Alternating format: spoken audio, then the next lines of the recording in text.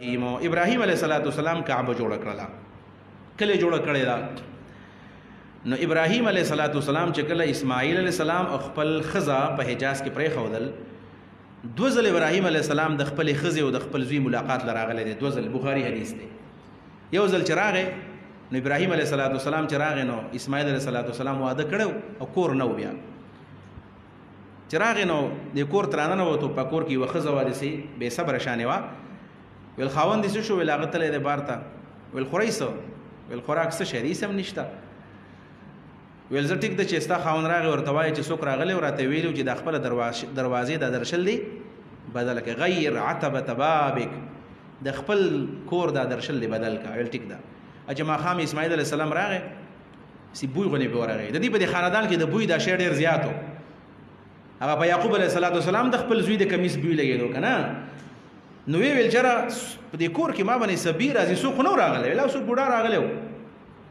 وېسې خو ته ویل نه دي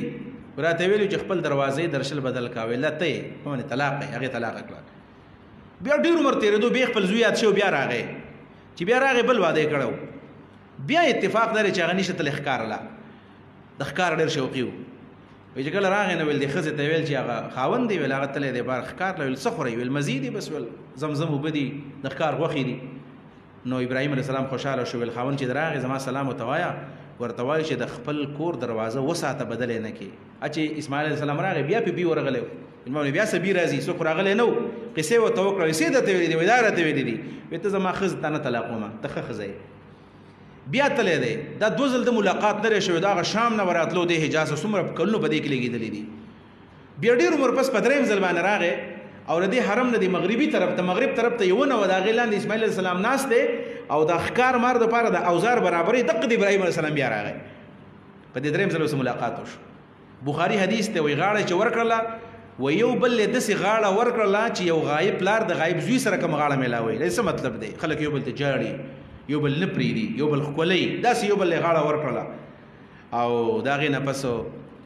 ظاهر خبره وا د زوی د پلار د ملاقات وشو ورته وی چې ماته الله امر کړی دی چې زه بدل ته اوس کور جوړوم نو دغه ځای کې ابراهیم علیه السلام او اسماعیل علیه السلام راولګېدل او په شریک باندې کور جوړ کړ بیت الله شریف نو بیت الله چا جوړ کړی دی ابراهیم علیه السلام جوړ کړی دی دې په باره کې یو ډېر ورسته په دی واذ يرفع ابراهیم القواعد کر روان دی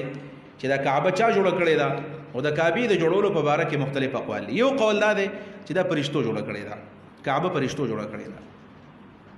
دویم قول لري چې دا آدم علیه السلام جوړ کړی دا دریم قول لري چې دا شیس علیه السلام جوړ کړی دا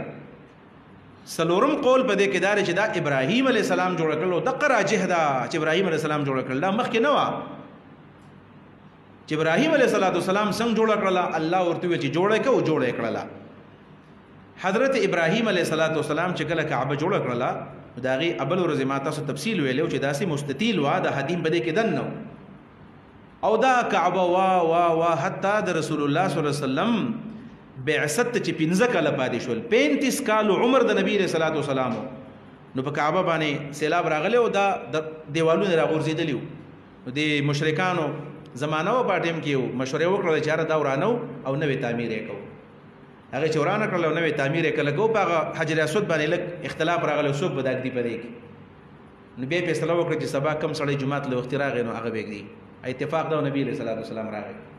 رسول الله نه چې एकदम وې صادر راوړی صادر کې حجر اسود واچو ول ټول قوم مشران راشي دا پلوونه ونیسي په شریک باندې اوچت کې اختلاف ختم کو کله چې دا کعبه جوړه شو نو پیسې کم ویل پدې کې موږ د زناکارو د شرابو د سودو د جواری پیسې باندې لګاو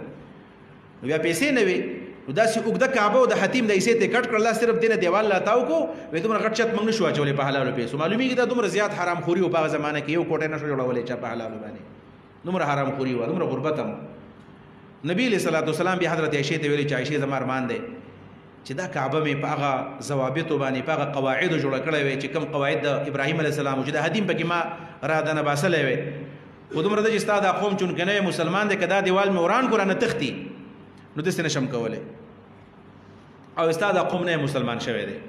نو بیا چې کله هغه وفات شو نبی علیہ السلام د وفات نو ورستو بیا ورستو د حضرت علی د وفات نو ورستو د خلفاء او د وفات نو ورستو د عبد الله بن زبیر زمانه چراله او د مکی خلکو دغه پلاس بیعت کله وکړو د یزید چې کله مخالفت وکړاغه دغه په لاس بیعت کله وشو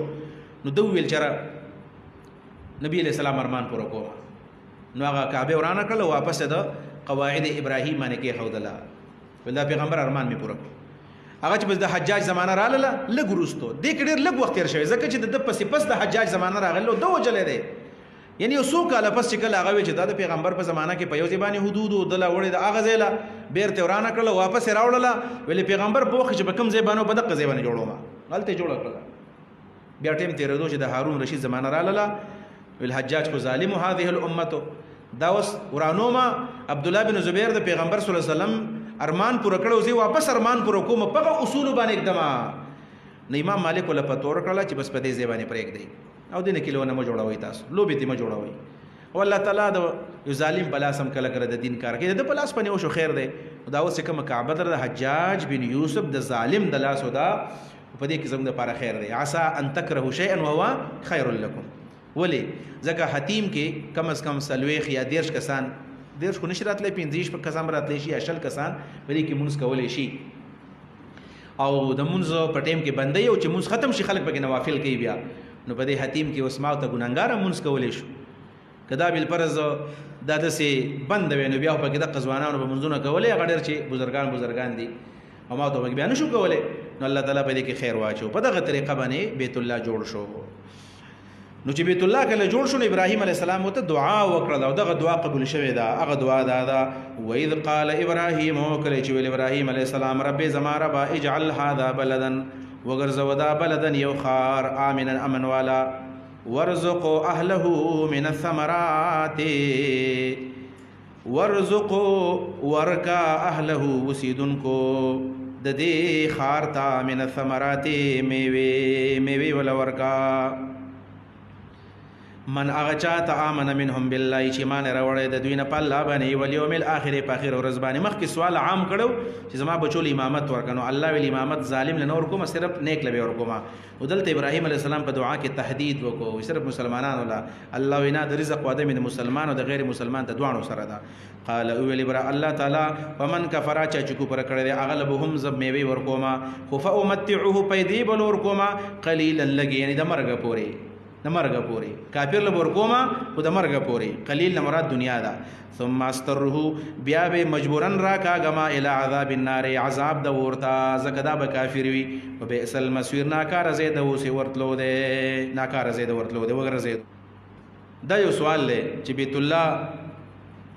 او بیت المقدس کې اولنې کور کم یو دی نو اسی خو مشهور ده چې قبله اول بیت المقدس دی قبل اول چې دی قبل اول دا بیت الله شریف دی او دا په یو حدیث کې راغلی دی چې حضرت ابو ذر غفاری رضی الله عنه نبی علیہ السلام نه تاسو کړی دی چې اول کور په مقدس مکه کم دی ویل بیت الله ویل دویم ویل بیت المقدس یعقوب علیہ السلام جوړ کړی دی دی په مې چې کم بینهما سو کاله فرق پکې دی ویل سلويخ کاله فرق پکې دی ځکه د ابراهیم علیه السلام زوی اسحاق علیه السلام د اسحاق علیه السلام زوی یعقوب علیه السلام دا نو سه دی نو په دې مېنس کې 40 کال ګر شوی دی دا